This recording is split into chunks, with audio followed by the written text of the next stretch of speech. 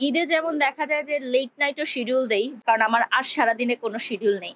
ঘুমটা অনেক কম হয়। No colleagues, no friends. আমার হাসব্যান্ড আসলে ব্যবসায়িক প্রতিষ্ঠানটা সম্পূর্ণরূপে দেখে। আমি তো শুধু কাগজ কলমে আছি।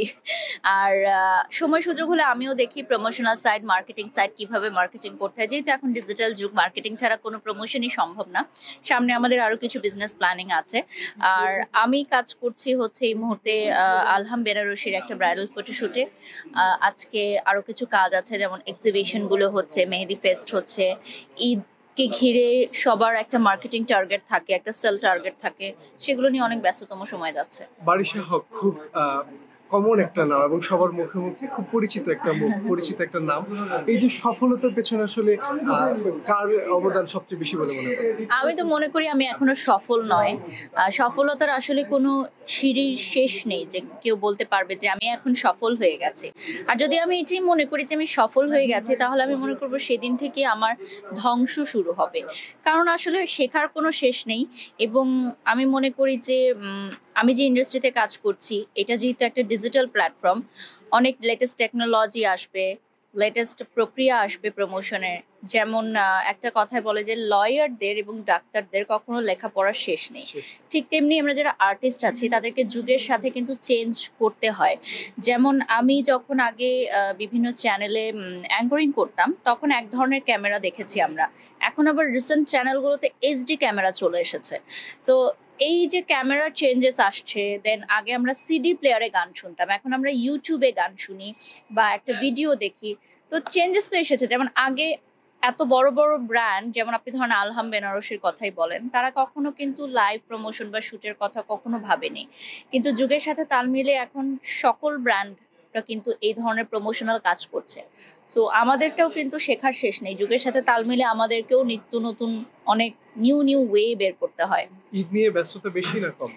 অবশ্যই বেশি। তবে আমি মনে করি, যেটা আমার আমার ফিল হয়, যে আমি আলহামদুলিল্লাহ সারা বছরই ভীষণ ব্যস্ত থাকি। কারণ আমি যেহেতু বিভিন্ন প্রতিষ্ঠানের ব্র্যান্ড অ্যাম্বাসেডর, সো তাদের কাজগুলো আমি রেগুলার বেসিসে করি।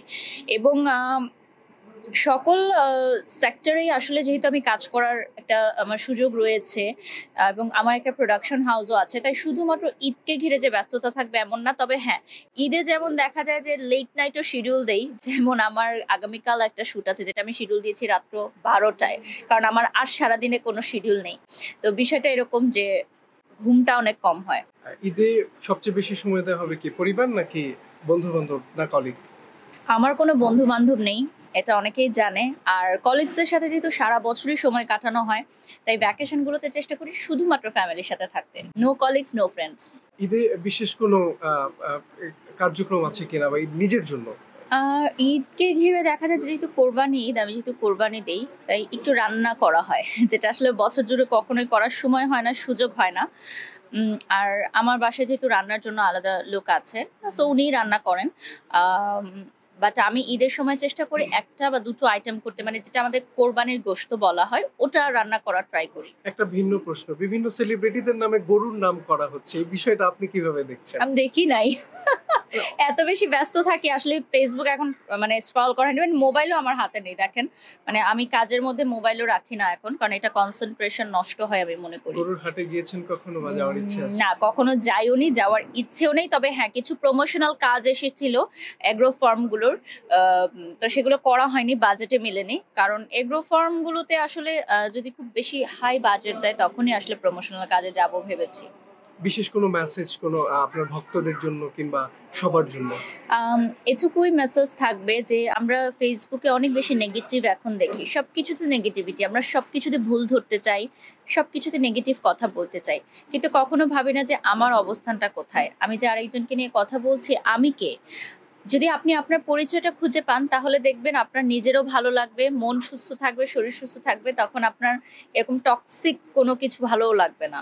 তো আগে নিজের অবস্থান তৈরি করুন অন্যকে নিয়ে কথা বলার আগে। এটাই বলতে চাই। Thank you.